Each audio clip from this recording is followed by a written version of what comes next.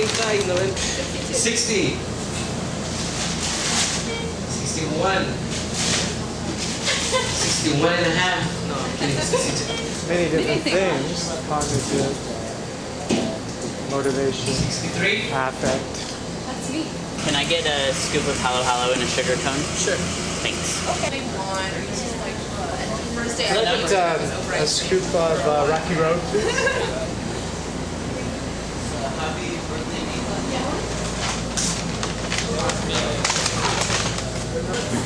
It's very good for you.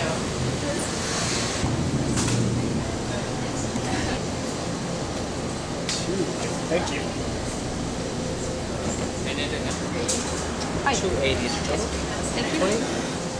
So what did you say? 5, 10, 20. Okay, thank you. I got Oreos and cream ice cream. On your sugar cone. I got buko, which is young coconut. Halo halo. What's that? It is buko, langa, ube, pineapple, mango beans, and sugar palm. Think it says anything about your intelligence? I think that, does it say anything about my intelligence? 280s total. My flavor is dulce de leche. I got the buko. Young coconut is supposed to be very good for you. So I was thinking about foreign language aptitude in the context of other kinds of language-related activities. For example, writing poetry, and whether that could shed some light on what foreign language aptitude is. And there's some overlap. They probably share a lot of characteristics, but just because you're good at one, that writing poetry doesn't mean you're good at learning a foreign language, or vice versa. But they have a lot of the same problems when you try to define what they are.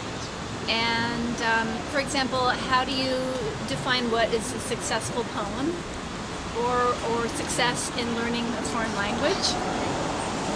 And what exactly are those qualities or abilities that make you a good poet or make you good at learning foreign language? Are those things that we're born with, or are they things that we acquire through our experience? And then are those traits also things that we acquire as we do that activity? Like we become a better poet the more poems we write. So I began to feel like all of those language-related aptitudes or abilities also have the problem that it's very difficult to separate out the things that we can measure, like the cognitive abilities, from the things that are more difficult to measure, like our the emotional part of learning, or our motivation, or the way that that changes from day to day or over a long period of time. And so it started to seem like all these different kinds of aptitudes related to language, you need to be able to measure all these different things that make us good at those things and how they interact, how our motivation affects our cognitive abilities, and so on, before you could really get a clear picture about what aptitude is in relation to these other qualities. I identify with that a lot, yeah. I mean, I think that language is, you know, so many different kinds of people are good at languages. Right. My mom speaks like a million, and she's like terrible at math, and you know, and you just never know. Right, right. And language is really important to me, even though I don't necessarily have an aptitude. Well, I think that's a good point, that there are lots of different kinds of people who learn languages. Just like we all, I think, we're each an individual, we all crave different kinds of ice cream for whatever reason, but yet we, like all of us here, are gathering together to eat ice cream. And so we have that main goal, but how we get to it or what we do with it is up to us.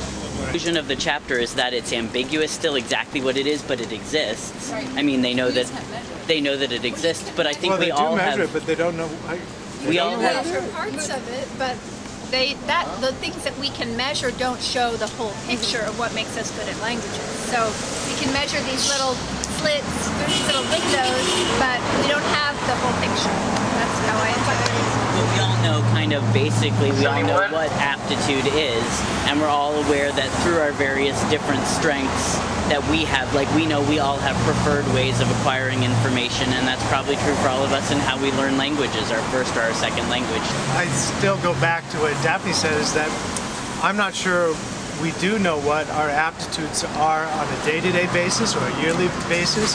I mean, it's a very long road, and to say this is my aptitude now certainly might not be our aptitude, 2 years, 5 years from now. I'm not sure we know exactly what aptitude is. I think that all of us have said we think it is something that exists, but we don't really know how to define it easily or measure it easily, and that's sort of the basic problem.